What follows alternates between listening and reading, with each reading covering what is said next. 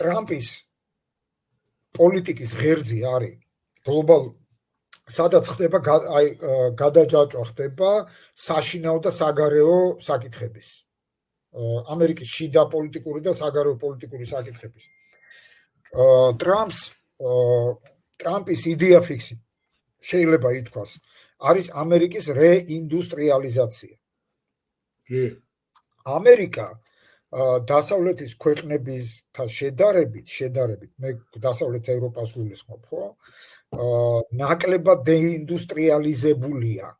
მაინც არის იქ რაღაცა დარგები შენარჩუნებული. მაგრამ მანაც საკმაოდ სერიოზული დარტყმა მიიღო და ამერიკის დეინდუსტრიალიზაციის ერთ-ერთი ყველაზე თვალსაჩინო მაჩვენებელია ის, რომ იგი ამ ომში ვერ ახერხებს მაგალითად უკრაინის ჭურვებით მომარაგებას. დამოუკიდებლად. იცი რა, მაგალითად ეხლა იყო წინა ეთერი და თო ჯაფარიძემ თქვა, ეხლა მე არ ვიცი არ შემოწმებია ეს, მაგრამ ვენდომი, რომ სტატისტიკა გამოქვეყნდა, რომ ამერიკის ეკონომიკა ძირითადად რა არის სერვისები, იურიდიული მომსახურება და ასე შემდეგ. ეგ არის ფაქტურად დაკარგულია რა. ეგ არის. მე წეგან ეგ ვიგულისხმა სწორედ. და ქვეყანა ესე იგი ამერიკაში არც დიდი ხანი არ ყოფილვარ, 12 წელი არ ყოფილვარ. ეხლა რასაც ვიტყვი, შეგიძლია ასე ვთქვათ, მე მითხრა ამერიკაში რა მდგომარეობაა მაგ მხრივ რა. მაგალითად ევროპაში არ ვიძახი რაღაც სტრატეგიულ იმეებზე, რა ქვია. თერმომეტრის ვერ იყიდით ადგილობრივი წარმოების. სტრეპტოციტს ვერ იყიდით ადგილობრივი წარმოების. პენიცილინს ვერ იყიდით ადგილობრივი წარმოების. სადი წარმოება ეს ყველაფერი. შეგიძლიათ მე ვიცი სადი წარმოება. ევროპაში ნებისმიერ ქვეყანაში აფთიაქში რო შეხვიდე, არის ან ჩინური ან ინდური წარმოების. ეხლა კითხვა. ომი რო დაიწყოს და პენიცილინი და სტრეპტოციტი და იოდი ბუნებრივია დაგჭირდება დიდი რაოდენობით. ტრისგან უნდა შეესყიდოთ? ხო. ჩვენ ხო ვნახეთ თვითონ ტრამპმა რამდენჯერმე თქვა გახსოვს ისა რა ქვია როდესაც საუბრობდა რომ ლითონს ყიდულობთ ფოლადს ყიდულობთ ჩინეთში და უხარისხო არისო ფოლადიო იმიტომ რომ მათი ფოლადიო იმიტომ რომ მე სამშენებლო ბიზნესშიო სადაც გამოვიყენე ნუ ხარისხზე სერიოზულ ესე იგი ფოლადი იქ უნდა იყიდო წამლები იქ უნდა იყიდო ყველაფერი იქ უნდა იყიდო ხო ავტომობილების კანადას მივადგებით მე ცოტა ხანში და ამიმ რაღაცა სასაცილო მემებს რო ავრცელებენ გაუთავებ ხო ესე იგი ყველაფერი დღეს ისეთი ვითარება შეიქმნა 90-იან ნულოვან წლებში ესე მოხდა რომ ჯერ ევროპა პირველ რიგში დეინდუსტრიალიზდა და შემდეგ მას მიყვა ამერიკაც ეხლა ეს ქმნის სერიოზულ პრობლემებს. აქედან არის ეს ბრიქსი, აქედან არის დოლარის ჩანაცვლების მცდელობა და ასე შემდეგ, იმიტომ რომ ბუნებრივია ვერ იქნება ამ ეკონომიკას თავისი კანონები აქვს. ბუნებრივია ვერ იქნება იმ, ესე იგი, ვალუტა უნდა იყოს გამაგრებული რეალური ეკონომიკით და არა ვირტუალურით. მეგობრებო, რეალური ეკონომიკით. საქონელი უნდა იწარმოებოდეს და არა მხოლოდ სერვისები. სერვისებით მომსახურე სერვისები ეკონომიკა არ არის ძლიერი ეკონომიკა. თვალსაჩინოა ეს, ხო? სერვისების ეკონომიკა მაშინ ხდები იმეების, რა ქვია, ტურისტების მომსახურე რაღაც წარმონაქმნად. ასე არ არის და ამერიკა არ არის ეგეთი ქვეყანა რა. ეხლა ამდენი იმიტომ ვილაპარაკე რომ ეს თუ დროზე არ მოხდა ამერიკის რეინდუსტრიალიზაცია, ამაზეა მიბმული დოლარის სიძლიერე, როგორც საერთაშორისო სარეზერვო ვალუტის და ამაზე უნდა დადგეს ამერიკის ახალი, ასე ვთქვათ, სტრატეგიული, სამხედრო სტრატეგიული ძლიერება რეინდუსტრიალიზაციაზე, იმიტომ რომ კიდევ ერთხელ ვიმეორებ, თანამედროვე ომებმა აჩვენა, რომ ამერიკა ამ ომებისთვის მზად არ არის. ხვალ რომ პირდაპირ ჩაება, ასე ვთქვათ, უშუალოდ ასეთ კონფლიქტში, შეიძლება ამერიკას ჭურვები არ ეყოს. და ასე შემდეგ. ერთი სიტყვით, ეს არის ძალიან სერიოზული პრობლემა და შესაბამისად ეხლა უკრაინაში დაზავება, არ დაზავება არის გლობალური პოლიტიკის ნაწილი. ტრამპი ცდილობს მოიგოს დრო, იმიტომ რომ ეს დრო თუ არ მოიგო და თუ არ დააყენა ქვეყანა ფეხზე, ყველაფერი უკან დარჩება. იმიტომ რომ თვალსაჩინოა, რომ ევროპა სწრაფ რეინდუსტრიალიზაციას ვერ გააკეთებს. გამორიცხულია. ამას აქვს ბევრი ობიექტური და სუბიექტური წანამძღვარი. პირველ რიგში ის, რომ ევროპა არის ძალიან ბიუროკრატიზებული, ძალიან გაფოფინებული. მაქსიმუმი ევროპას რაც შეუძლია გააკეთოს და ტრამპის გეგმა ამ თვალსაზრისით არის ჩემი აზრით ძალიან რეალისტური, როცა ის ამბობს, რომ თქვენ იცით რა, თავარი ფული გადაიხადეთ. აი ეს GDP-ის 5% გადაიხადეთში, როცა ის ამბობს, მე გადამიხადეთ, რომ მე ეს ინვესტიცია ჩავდო სამხედრო წარმოებაში და ავამუშაოს ამერიკული სამხედრო წარმოება. თქვენ მაინც არაფრის გამკეთებლები არ ხართ.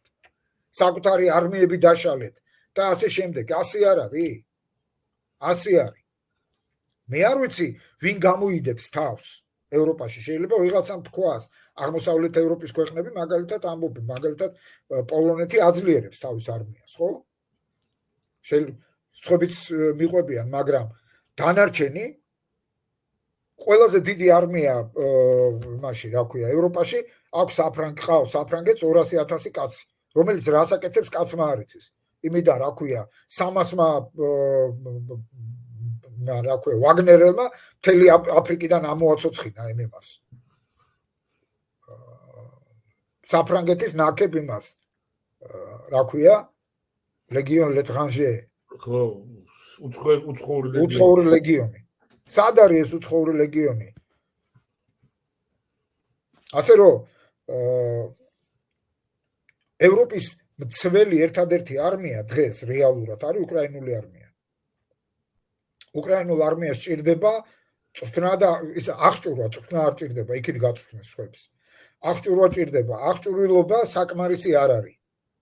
იმისათვის რომ აღჭურვილობა შეიქმნას, ამას ჭირდება დრო და ფული.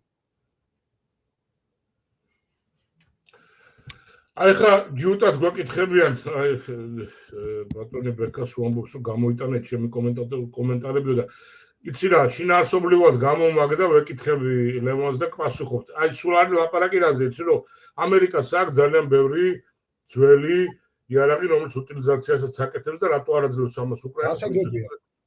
ეგ კითხვები ისა რა ქვია, ჩვენ ხო ეს გავლილი გვაქვს ბევრჯერ. ვიცი რა, მე და ლევონი არა ვარ, ერთი წამი რაღაც თქვა მე. ეს კითხვები ვის მისამართით უნდა იყოს? ხო, რა ვიცი, ჩვენ არ შეგვიძლია არ მეაჩვენე. არა, ისა რა ქვია, ვინ არ აძლევდა შეიარაღებას უკრაინელებს? ეხლა ირკვევა, რომ ომის პირველ დღეებში, მაგალითად პოლონეთმა რო გადაცა 200 ტანკი, პოლონეთის მაშინდელ მთავრობას ის უფრო კვეთრად ანტირუსული იყო, მოგეხსენებათ, ხო? მთელი ესე იგი ის მოუწყეს, რა ქვია, ვაშინგტონიდან. ეხლა ირკვევა ეს ამბავი. რო იტყვიან, აი პაგონებს ახევდნენ, რა. როგორ გაბედეთ, ნატო დაასუსტეთ. ნატოზე იმაშებოდნენ და აქ რო უკან დარჩებათ ის ნატოს და ევროპაც ამას აღარავინ აღარ უყურებდა, რა. ასე რომ მე ისა ბეკა ბოდიში მე უკვე დავიღალე. ისე გუძა ხო და მისცეს ტრამპმაო, რატო არა თუ მისცეს? მისცეს ბატონო, მისცეს კაცო, მისცეს. რა უქნა, როგორ მოგეხმაროთ ამაში? მისცეს მე არა ვარ წინავე. ხო, მეგობრებო, კიდევ ერთხელ ვამბობ რა, მოდით ცოტა რეალისტები ვიყოთ რა. გვაქვს ორი კარგი მასალა სააზროვნოდ. გუშინწინდელი ინტერვიუ ზელენსკის და გუშინდელი პრესკონფერენცია, ვრცელი პრესკონფერენცია ტრამპის. სადაც მან ძალიან მოდი ამ პრესკონფერენციას გავყვეთ, იმიტომ რომ ძალიან საინტერესო რაღაცა.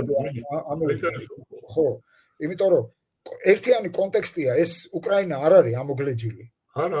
მე მესმის რომ ძალიან ბევრს გვინდა რომ უკრაინაზე გასაგებია, მაგრამ კონტექსტი არის სხვა. უკრაინა არის დიდი მსოფლიო დაპირისპირების ერთი ყველაზე უფრო მწვავე, მაგრამ ერთი ადგილია ამ გლობალური დაპირისპირების. მან დაიწყო ტრამპმა დაიწყო იმით, რომ ესე იგი საშინელი კრიტიკის ქარწელში გაატარა მოქმედი ადმინისტრაცია, რომელიც აი წასვლამდე 2 კვირა აქვს დარჩენილი და კიდე რაღაცა, ასე ვთქვათ, აფუძნებს რაღაცების მაიმუნობას, მაგალითად თავისი ბრძანებით აკრძალა ბაიდენმა ემაზე, რა ქვია, საერთოდ ეგეთი უფლებამოსილება აქვს ამერიკის პრეზიდენტს, რომ აკრძალოს შელფზე ისა, რა ქვია, ბურღვა, არ ვიცი, შეიძლება აქვს, რაღაცა დეტალი კონგრესის გარეშე ეგეთი რაღაც გადაწყვეტილება. მოკლედ აკრძალა დასავლეთ სანაპიროზე, თელ შელფზე ნავთობის და გაზის ჭაბურღილების დადგმა ზღვაში. გარდა ამისა, მზადდებოდა განკარგულება, რომლის ძალითაც ამერიკაში უნდა აკრძალულიყო გაზის გამათბობელები და მთელი ამერიკა უნდა გადასულიყო ელექტროგამათბობელებს. ეს უკვე საერთოდ რო იყვიან იმის, რა ქვია, სფეროდან არის რა, იმიტომ რომ ვისაც ცოტა ოდნავ მაინც გაუვლია ენერგეტიკასთან, ფიზიკასთან და ეგეთ რაღაც, ესე იგი, ელექტრო გამათბობლებით სახლის გათბობა, ელექტროენერგიით სახლის გათბობა არის, აი როგორ გითხრა, ეს იგივეა, რომ დოლარები დაწვა და ხელი ითქვა რა. დაახლოებით ეგ არის, ხო? დაახლოებით ეგრე არის, ხო? გარდა მაგისა, ეს იაპონიასთან რო ჩაშალა ხო, ხო, და ასევე ეს ამ ფოლადის ღობეების გაყიდვა და ასე შემდეგ. ასეთი ნაბიჯებით შეიქმნა ძალიან სერიოზული პრობლემები და კრიზისები, ხო? ასეთი ნაბიჯებით. ქვეყანა ამერიკა, რომელიც ჯერ კიდევ 5 წლის წინ იყო ყველაზე მსხვილი ექსპორტიორი ნავთობის და გაზის მსოფლიოში, გახდა იმპორტიორი. და ვისგან ყიდულობდა? რუსეთისგან, მათ შორის, ნავთობს. ბოლო მომენტამდე ყიდულობს რუსეთისგან ნავთობს. ეხლა მე თქვენ გეკითხებით, ეს რა გონებაში ზის საერთოდ რა? ხო? შექმნეს ეს რაღაცა ჩრდილოვანი ფლოტის არსებობისათვის პირობა, ხო ამ ამერიკულმა სანქციებმა შექმნა, რომ თურმე $60 მეტად არ უნდა იყიდებოდეს რუსული ნავთობი და მიდის ეს ჩალიჩი ყველაფერი მსოფლიოს მასშტაბით. და სხვათა შორის აი აქ ჩვენს გვერდზეც იმაში აზერბაიჯანში. აბა რატო ჭიქჭიქებს ალიევი ეს რაღაცეებს? არ მიაქციეთ ყურადღება ბოლო დროს, რომ ძალიან რბილად რო თქვა უცნაურ განცხადებებს აკეთებს? საქართველოს მიმართ, ეხლა სომხეთის მიმართაც გააკეთა რაღაცა ძალიან ისეთი განცხადება. ძალით უნდა გავჭრა ეს. ხო. ფაშისტური რეჟიმია და რაღაცა, ეხლა სომხეთის პოლიტიკურ სისტემას რაც გინდა ის დაარქვი ფაშისტურის გარდა ეგ ყველაფერია. ფაშისტური ნამდვილად არ არის. საქართველოზე ბევრად დემოკრატიული რეჟიმია სხვათა შორის. აზერბაიჯანზე აღარაფერს ვამბობ. ხო და ამიტომ ეს არის ამან დაასუსტა ამერიკა. სერიოზულად დაასუსტა. სწორედ ამ სისუსტის სიმპტომები არის ბრიქსის გაფართოება. ცდილობა იუანის მეორე სარეზერვო ვალუტად შემოტანის. უпростоრედ ალტერნატიულ სარეზერვო ვალუტად შემოტანის და ასე შემდეგ. ამიტომ ამ საფრთხეებს ჭირდება გამკლავება.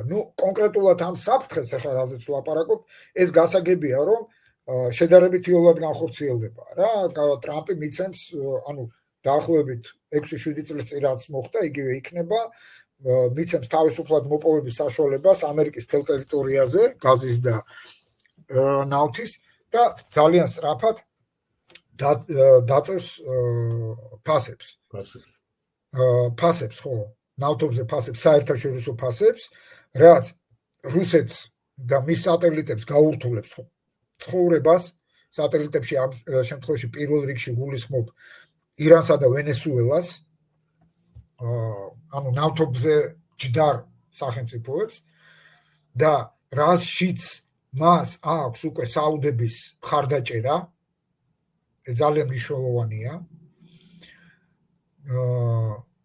და მეორე შემდეგი ნაბიჯები არის რა თქმა უნდა უკრაინაში შეჩერება ომის ევროპის ამოქოქვა რომ მან ასე ვთქვათ მეტი გადაიხადოს თავის უსაფრთხოებაში გახსოვთ არა 6 წლის წინ რო იძახდა რომ 2% უნდა გახდესო როგორ იკრიჭებოდა იმაში რა ქვია მე აღარც მოვიხდი ბოდიშა როგორ იკრიჭებოდა ტრამპის გამოსვლაზე გერმანიის საგარეო საქმეთა მინისტრი გაიხსენეთ ეს მასრზენი კადრები ხო ეხლა ვინ იკრიჭება და ვინ სად არის კიდე მოსაკითხი არის რა და ასევე ძალიან სერიოზული პრობლემები ამერიკას შეიქმნა დასავლეთ ნახევარსფეროში რაზეც ტრამპმა ილაპარაკა ანუ მის ცხვირწინ კი არა სამეზობლოში ის შეეხო და ჩვენ ამაზე გქონდა საუბარი პანამის არხის პრობლემას პანამის არხი კიდევ ერთხელ გაუსვა ხაზი რომ აბსოლუტურად მიუღებელია რომ პანამამ საოპერაციოდ არხი გადაცა ჩინურ კომპანიას უпроსტად ორივე ატლანტიკის და წყნარი ოკეანის გასასვლელზე ასე ვთქვათ ჩამკეტი ოპერატორები ჩინელები არიან და რაც ყველაზე უფრო აღმაშფოთებელია ტრამპისთვის იმ გარიგებით რომელიც კარტერმა დადო ჯერ კიდევ და $1 რო გადაცა არხი პანამას აი იმ გარიგებაში წერია ხელშეკრულებაში წერია გარკვევით რომ პირველი ოპერირება უნდა მოახდინოს მთავრობამ და მეორე ამერიკისთვის უნდა ამერიკული ხომალდებისთვის გემებისთვის უნდა იყოს განსაკუთრებული ხელშეწყობის პირობები და დღეს სიტუაცია არის თუ ტრამპს დაუჯერებთ მე არ გადამიმოწმებია სიმართლე რომ გითხრათ პირიქით ამერიკულ გემებს იქ ახდევინებენ უფრო მეც გასვლაზე ვიდრე სხვებს და ხო და ტრამპმა უკვე მერამდენეჯერ გაიმეორა რომ თავის დროზე ეს არხი ამ არხის გათხრით ამერიკელები დაინტერესდნენ ის ფრანგებმა დაიწყეს თუ გახსოვთ ისტორია ვისაც გახსოვთ ესე იგი ფრანგებმა დაიწყეს პანამის არხის თხრა შემდეგ იქ დიდი αφიორა სახელმწიფო თანხების მისთვისება მოხდა დღემდე დიდი αφიორის აღსანიშნავ სინონიმი არის პანამა და შემდეგ უკვე ამერიკელებმა მოკიდეს ხელი ოღონდ იმ პირობით და მათი ინტერესი იყო რომ ამერიკული ფლოტი რომელიც ყველაზე თავარი დამწყნარი ძალა ამერიკის შეერაღებული ძალების რომ თავისუფლად მოხდარიყო სწრაფი გადასროლა ერთი ოკეანიდან მეორეში ამისთვისაა გაკეთებული ეს ამიტომ გააკეთეს ამერიკა პირველ რიგში მათი ინტერესი ეს იყო და დღეს მათი ეს ინტერესი ვერ კმაყოფილდება ამიტომ მან თქვა რომ ეს პრობლემა უნდა გადაწყდეს და ნუ როგორ ჩანს გადაწყდება ხარ ამგონია პანამას კონდეს იმისი რესურსი რომ ამერიკას ეჭიდაოს თან ამ პანამას ამერიკასთან ჭიდაობის ძალიან ცუდი გამოცდილება აქვს გენერალი რო ყავდათ ნორიეგა გახსოვს ალბათ ნორიეგა ხო კრემდეზის ამერიკულ ციხეში სხვათა შორის ხო მეორე საკითხი რაც ჩვენთან მემების თემა გახდა ეს არის კანადასთან ურთიერთობის აი ახლა კითხვაც არის რომ ტროლავსო კანადასო ტრამპიო კი რა თქმა უნდა ტროლავს და ტროლინგმა გამოიყო შედეგი მე არ ვიცი თქვენ გაეცანით თუ არა პიერ პელიევრის წერილს ღია წერილია ტრამპისადმი ვინც არ იცით სავარაუდოდ პიერ პელიევრი იქნება დიდი ალბათობით იქნება კანადის შემდეგი პრემიერ-მინისტრი იმიტომ რომ წავიკითხე გეგონება იქით ამ ხანს დადგა ტრამპი და ტრამპი ლაპარაკობს ხო პიერ პელიევრი არის კანადის კონსერვატიული პარტიის ლიდერი სავარაუდოდ არა კონსტიტუციისთან პრემიერი გადადგა ჩაინიშნება ახალი არჩევნები და წინასწარი მოლოდინი ისეთია რომ კონსერვატორები გაიმარჯვებენ იმიტომ რომ ლეიბორისტებს ლიბერალებს უბრალოდ აქვთ ძალიან დაბალი დობის ეს ჩვენი ქვეყანას გამოუყვანეს წირვა ხა შენაბობდი რომ ამერიკა დაასუსტა და კანადა გაათახსირა ტრიუდო ხო და რა არის საინტერესო, რა პრეტენზიები ჰქონდა ტრამპს კანადასთან და რა ამ პრეტენზიებიდან რა ისახა პელიორის წერილში. ჯერ ტრამპის გუშინდელი განცხადებები, მაგრამ რამდენჯერმე მოუბრუნდა კანადის თემას და ძალიან დეტალურად განიხილა. ძალიან საინტერესო кейსია სხვათა შორის. პირველი მან ხაზი გაუსვა იმას, რომ კანადა რასაც აწარმოებს, იმას ყველაფერს აწარმოებს ამერიკა თვითონ. და აქვს აბსოლუტურად ასე ვთქვათ, ამის დეფიციტი არ აქვს. და შემდეგ რომ დავინტერესდი, აღმოაჩინეო, რომ 200 მილიარდი გვაქვს უარყოფითი სალდო კანადასთან ვაჭრობის. მე ვერ გავიგეო, საიდან წარმოიქმნა ეს უარყოფითი სალდო. და სწორედ ამას მიეძღვნა მისი საუბარი აწ უკვე წასულ პრემიერ-მინისტრ ჯასტინ ტრუდოსთან. და ამ საუბარში გაირკვა, რომ კანადას აქვს ესე იგი დადებული მაღალი საბაჟო ტარიფი ამერიკისთვის. ხო, ამერიკისთვის დაახლოებით ისე ექცევა ამერიკას, როგორც ამერიკას ექცევა ევროკავშირი. ანუ საბაჟო ბარიერებია, ამერიკული საქონელი არ შედის. გნებავთ კვების პროდუქტები, გნებავთ უჭირს შესვლა, ანუ ბარიერი მაღალია, გადალახვა უჭირს. აზრი ეკარგება კომერციულად იქ ხო, და აი ეს დისბალანსი ქმნის ამ უარყოფით სალდოს. და სამაგეროდ ამერიკულ ბაზარზე შედის ყველაფერი შეუფერდება. იაფი კანადური, კი, იაფი და კანადური. ეს გაირკვა, რომ ეს არის ამ 200 მილიარდიანი სალდოს ერთი ნაწილი. და მე რო დავსვიო კითხვა, რომ ამის გარდა ჩვენ ხო ფაქტიურად თქვენს თავდაცვას უზრუნველყოფთო, იმიტომ რომ კანადას როგორც ასეთი თავის შეიარაღებული ძალები პრაქტიკულად აღარ ყავს. ისე სხვათა შორის, მოდი ერთ პატარა ლირიულ გადახოვას გავაკეთებ, შეგიძლიათ დაინტერესდეთ ვიკიპედიაში პირველი მსოფლიო ომიც და მეორე მსოფლიო ომიც კანადამ ძალიან მაგრა იომა სხვათა შორის. კანადელებმა, როგორც ბრიტანეთის იმპერიის შემადგენლობაში, მაგრამ კანადელებმა ძალიან დიდი დანაკარგიც ნახეს და ნორმანდიაში გადასხმის დროს ისინი მხარდამხარ იყვნენ ამერიკელებთან ერთად და დანაკარგი ჰქონდათ პრაქტიკულად ერთ-ერთზე რა, როგორც ამერიკელებმა. ძალიან და აი ეს ქვეყანა, რომელსაც ესეთი ძლიერი საბრძოლო ტრადიციები ჰქონდა, მაგარი საბრძოლო ტრადიციები, დღეს პრაქტიკულად არმია არ ყავს. ოკეი? ანუ გავაგრძელოთ ეს ტრამპის ისა, ხო? ჩვენ უზრუნველყოფთ მათ თავდაცვას, ისინი ამაში ფულს არ ხარჯავენ და პლუს სავაჭრო სალდო გვაქვს უარყოფითი 200 მილიარდი დოლარი.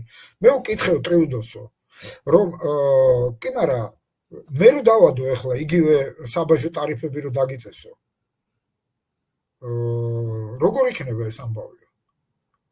მაშინო კანადა გაკოტრდებაო. მიაქციეთ ყურადღება ტრიუდოს პასუხს. ბაში კანადა გაკოტრდება. რა ვქნათ? მაგრამ თუ მე იმავე საბაჟო ტარიფის პირობებში რაც შენ დამიდე მე და მე რო შენ თავდაცვას, ანუ ეგ ხარჯი რომ მოხსნილი გაქვს, შენ კოტრდები მთლიანად. მაშინ შენს არსებობას დამოუკიდებლს რა აზრია? რა აზრია? შენ პარაზიტირებ ჩემზე? ეგრე გამოდის? შენი სახელმწიფოს არსებობის მოდუსი არის ჩემზე პარაზიტირება? ზუსტად. ესე გამოდის, ხო? ამიტომ აი ეს ტროლინგი დაიწყო მაქედან. და გუშინაც გაგრძელდა, დღესაც გაგრძელდა, თუ ნახეთ ეს პასუხი იყო, რომ ჩვენ არმიას აღვადგენთ და ჩვენ იმას ვიზავდეთ. დღეს იყო პიერ პელიორის ეს პასუხი, რომ ჯერ ძალიან ესე გულში ჯიღის რცებით იყო, რომ მე ვარ კანადელი და ბოლომდე ესა და კანადა არასდროს არ გახდება ამერიკის შტატი და და ესა და მერე ჩვენ აღვადგენთ ჩვენს არმიას, ჩვენ გავაძლიერებთ საზღვარზე დაცვას და იმას კიდე ერთი კარგი პასაჟი იყო. წარმოებას დავაბრუნებთ კანადაში. ხო, და რუსეთს და ჩინეთსო ამერიკასთან ერთად შევებრძოლებითო. ხო, ძალიან საინტერესო მომენტი, რაც ტრამპმა თქვა და რაც პელიორის წერილშიც აისახა, რომ ძალიან სამწუხაროდ კანადა იქცა ნელ-ნელა იმ მასშტაბით არა, როგორც მექსიკა, მაგრამ კანადა იქცა დაახლოებით ესეთივე გამტარად სამხრეთის მხარეს, ნარკოტიკებისა და არალეგალური ემიგრაციის. ეგეც იყო პასუხად, რომ საზღვარს გავაკონტროლებთ ამერიკასთან ერთად. ვინც არ იცის, ბევრმა იცის, მაგრამ ბევრმა არც იცის. ამერიკა თავის ჩრდილოეთ საზღვარს პრაქტიკულად არ აკონტროლებდა. მართლაც იქ ისეთი ადგილებია ვერ სიტყვი ახლა არაკონტროლებდა რატომ? იმიტომ რომ კანადას ტრადიციულად ქონდა გაცილებით უფრო მკაცრი საემიგრაციო კანონები, კანადაში ვიზით მოხვედრაც კი ბევრად უფრო რთული იყო ვიდრე შეერთებულ შტატებში. ამიტომ ეს საფრთხე კანადის მხრიდან არ იყო. კანადაში არ ბინადრობდნენ რაღაცა საეჭო ესე იგი საეჭო ეთნიკური წარმომავლობის ტიპები, რომლებიც დაკავშირებული არიან ნარკოტიკების ტრაფიკთან, ტრაფიკში ჩართულ ქვეყნებთან. პრაქტიკულად ასეთი ადამიანები არ იყო, მაგრამ ბოლო 10 წლის განმავლობაში ტრიუდომ შლუზი გახსნა, რო იტყვიან და კი ვხედავთ რაც ხდება. ეს ერთი და მეორე, ეს არის ძალიან მნიშვნელოვანი, რაც აერთიანებს კანადას და მექსიკას, სამწუხაროდ ეს ერთი აერთიანებს და კიდე მეორე აერთიანებს. რამაც ამოყო თავი. ამოყო თავი კი იმან, რომ კანადაც და მექსიკაც თავის ტერიტორიაზე ხსნიან ჩინურ ფაქტორიებს, ჩინურ ქარხნებს და ამ ქარხნების ნაწარმი შემოდის Made in Canada და Made in Mexico-ს წარწერით შედის ამერიკაში. ანუ ჩინეთმა მონახა უკანა კარი ამერიკის ბაზარზე შესასვლელად მისი საინვესტიციო პროექტებით განხორციელებული პროდუქცია ხდება ამერიკის ბაზარზე. მოგებას ვინახულობს ჩინელები, ხო? ვინც არის ფლობელი. კი, სახელმწიფოც კანადის და მექსიკის, მაგრამ რის ხარჯზე? ხვდებით, ხო? და ჩინეთი რომ წითელი ნაჭერია, როგორც ხარისთვის წითელი ნაჭერი ტრამპისათვის ჩვენ ყველა ხედავთ და მისი ეს შიშები თლათ ირაციონალური არ არის, როგორც ხედავთ, ხო? არ არის. ლევან, აი ხა ესეთი კითხვა მოვიდა, ეს არ ვიცი რა არის, იქნებ შენიც. გაეცანით თუ არა ირაკლი გოგავა მოყვაო, როგორ პირობებში ყიდულობს ამერიკა გაზ კანადიდან, როგორ აშანტაჟებს ამერიკა კანადას. ეს რა არის? ირაკლი გოგავა ეს კოცების პროპაგანდისტი ირაკლი გოგავა რო არის? ხო, მაშინ არ ვიცი, არც ღირს მაგის მოსმენა ცხადია. ახლა მე ძალიან მე მგონი მაგაზია ლაპარაკი. ალბათ, ხო. ეგ ადამიანი არის ზის იმაზე, რა ქვია, იმედზე და რაღაცა სისულელებს მეტყოლებს რა. ნუ სისულელებს ჩვენთვის, მაგრამ წამლავს რა საზოგადოებას რა. ახლა ირაკლი გოგავას ექსპერტიზას მე არ ვენდობ, ბოდიშვიხთი რა. კი ბატონო. გავაგზელებ ახლა ამ პრესკონფერენციის კიდე უკრაინაზე ვილაპარაკეთ, რა თქმა უნდა, საკითხი კიდევ ერთხელ გრენლანდიაზე დადგა საკითხი. აი აქ მე იზოლებული ვარ თქვა რომ აი ეს თემა როგორც წამოწია ტრამპმა. მიუხედავად იმისა, რომ თითქოს მსგავსია აი კანადასთან, ხო, იქ 51 შტატი და რაღაცა, მე ეს ნამდვილად არ მომეწონა, იმიტომ რომ მან პირველი ეჭქვეშ დააყენა, რატომღაც ეჭქვეშ დააყენა, არ ვიცი რა აძლევს ამის საბაბს, დანიის სუვერენიტეტის საკითხი. ესო კიდე გასარკვევიაო, დანიამო რა ვითარებაში ჩაიგდო გრენლანდია ხელშიო. ნუ და რაც მთავარია, კიდე უფრო მეტად რაც არ მომეწონა რა. ეს იყო რომ იცი რა, მოდი გრენლანდიელებმა რეფერენდუმით გადაწყვიტონ. არაფერს გაგუყებს, პარალელი არ მოგდის არაფერთან. ხო. ძალიან ყირიმის სიტუაცია. ესე თუ დააყენებს საკითხს, ესე იგი რა, რუსებს აправებ ყირიმთან მიმართებაში. ნუ მანდ ეხლა ძალიან ისეთი გამართლება ის არის, რომ ხელშეკრულება არის გრენლანდიასა და დანიას შორის, სადაც ნათქვამია, რომ გადაწყვეტილების შემთხვევაში შეიძლება ვთქვათ შეცვალონ. ასაგებია, მე მესმის, მაგრამ ნუ არ არის ლამაზი, ხო? მე კი დავიწყე იმით, რომ ისევე როგორც რუსეთმა თავიდან დააყენა საერთოდ სუვერენიტეტის საკითხი. იმისი რა ქვია, კითხვის ქვეშ დააყენა სუვერენიტეტის საკითხი ესა. ეხლა კი მე დაარბილა, რომ მე რა თქმა უნდა, არც ანექსიას ვაპირებ, არც იმას, არც ამასო. ჩემთვის მთავარიაო, რომ ატლანტიკის ოკეანის ამ სეგმენტშიო რუსულმა და ჩინურმა გემებმა არ იმოძრაო. და თუ ვინმე ამას უზრუნველყოფსო, მეო პრობლემა არ მაქვს და ასე შემდეგ. მაგრამ მანც საკითხი, ეხლა ცოტა ხანი ტრამპის წუხილებსაც განვიხილავ რა არის მათ. და შეიძლება რატომ არის ესე ეგზალტირებული. გრენლანდიაზე საუბარი ტრამპმა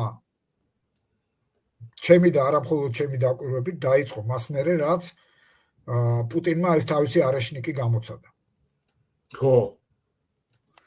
მანამდე ეს თემა ადრე იყო, გახსოვს ხო, ეს მისი პირველი კადენციის დროს და მერე მინავლებული იყო და ეს ამ თემას აღარ ეხებოდა და ეხლა დაიწყო ესე ძალიან ჯიქურ ამაზე საუბარი. საქმე ის არის, რომ ცივი ომის დროს ამერიკას ჰქონდა ტულეს აეროდრომი გრენლანდიაში. და იქ სამხედრო ბაზა, რომელიც ასე ვთქვათ მოწინავე ბაზირების იყო გრენლანდიაზე და მისი ასე ვთქვათ რაღაც თავის სტრატეგიული ამოცანები ჰქონდა. 90-იან წლებში ცივი ომის დამთავრების მერე ამერიკელებმა დატოვეს ეს ბაზა, წამოვიდნენ და გრენლანდიელებს ეხლა იქ აქვთ სამოქალაქო აეროპორტი ამ ბაზაზე. ანუ ამერიკელების სამხედრო ყოფნა გრენლანდიაში არ არიან დღეს ამერიკელები. თუ გლობუს, არა რუკას, გლობუს თუ დახედავთ, დაინახავთ, რომ რუსეთიდან და არა მხოლოდ რუსეთიდან, ჩინეთიდანაც სავარაუდოდ გამოსროლილი ბალისტიკური ბირთვული რაკეტების უმოკლესი ტრაექტორიები გადის კანადაზე და გრენლანდიაზე, სწორედ გადადის. ამიტომ ბუნებრივია, რომ ამერიკელებს უნდათ მოწინავე ბაზირების სისტემების რაკეტსაწინააღმდეგო თავდაცვის სისტემების დაყენება გრენლანდიასა და კანადაში. და ბუნებრივია, მათ უნდათ, რომ ეს გააკეთონ რაც შეიძლება სწრაფად და ეფექტურად. აი მთელი ამ ამბის წინაპირობა ეს არის. წანამძღვარი უფრო სწორედ. ეხლა ეს როგორ განხორციელდება, რანაირად განხორციელდება არ ვიცი, მაგრამ მე მგონია, რომ როგორც კანადის შემთხვევაში ტროლინგმა ძალიან პოზიტიურად იმუშავა, ასეთივე რაღაცა ტროლინგი იმუშავებს დანიის შემთხვევაშიც. დანია თუ გადაცა გრძელვადიან სარგებლობაში ამერიკას ბაზებისთვის, ბაზების განთავსებისათვის და ამაში რაღაცა სასწაული ფული არ მოთხოვა, ხო? მაშინ ეს იქნება როგორც უკვე გითხარი მოწინავე ბაზირების აი ესეთი ბაზა. ხო, გასაგებია. ყოველ შემთხვევაში იცი რა, ძალიან ისეთ განსხვავებულ საინტერესო ფაზაში შევდივართ, გაცოცხლდა აშკარად სიტუაცია, ვეთანხმებით არ ვეთანხმებით იქით იყოს, მაგრამ ცვლილებები ხდება და იმისთვის რომ სტატუს-კვო შეიცვალოს და ცუდი რაღაცა რაც არ მოგვწევს შეიცვალოს, უნდა შეიცვალოს ქმედებებიც, ამას აშკარად უყურებთ. ეხლა კიდე ერთი მომენტი არის მასკის ეს არის რა ქვია, მასკის ფაქტორი. ამაზე რა სიტყვი, ბევრი ამბობს სუგაგიჟდა ებსიცახის მასკამდე კიდე ერთ მასკზე აუცილებლად გიპასუხებ და კიდევ ერთი მნიშვნელოვანი ამბავია, კიდევ ერთი თემა, რომელსაც ტრამპი შეეხო და კითხვებსაც უპასუხა, ეს არის ახლო აღმოსავლეთი. ხო.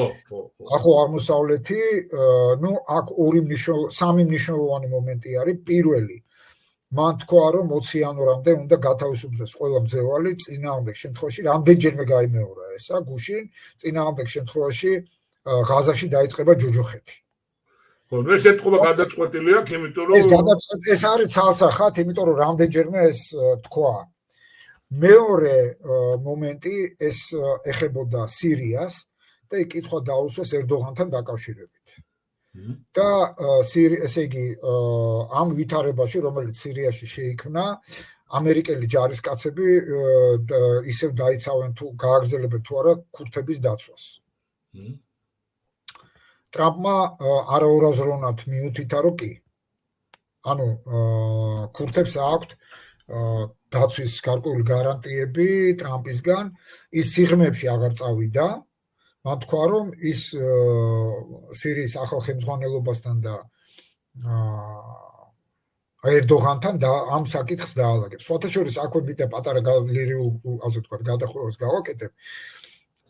თუ გახსოვს, მე ვთქვი კიდეც რა, რომ ალ-ჯულანი, სირიის ახალი ლიდერი, მიუხედავად იმისა, რომ ითვლება რატომღაც მისი ორგანიზაცია თურქეთის პროქსი ორგანიზაცია, თლათ მასეთი არ არის. კი, თურქები მონაწილეობდნენ წვრთნაში და აღჭურვაში, მაგრამ ეს კაცი თავის პოზიციონირებას აკეთებს როგორც სირიელი ნაციონალისტი, ანუ სირიის ერთიანი სირიის იმას არ უნდა ეს ხალიფატები, შმალიფატები რაღაცეები და პირველი ვიზიტი, ოფიციალური ვიზიტი ალ-ჯულანებს სად გააკეთა? არა ანკარაში, არამედ ერიადში. ეს ძალიან მნიშვნელოვანია. ეს ძალიან მნიშვნელოვანია და ბევრ ამას მიანიშნებს. და მესამე იყო შეკითხვა დაუსვეს ირანთან დაკავშირებით რა, რომ ირანთან როგორი მოქმედებთო. პასუხი იყო ფანტასტიკური. მე სამხედრო ოპერაციების დეტალებზე თქვენთან არ გავარჩევ.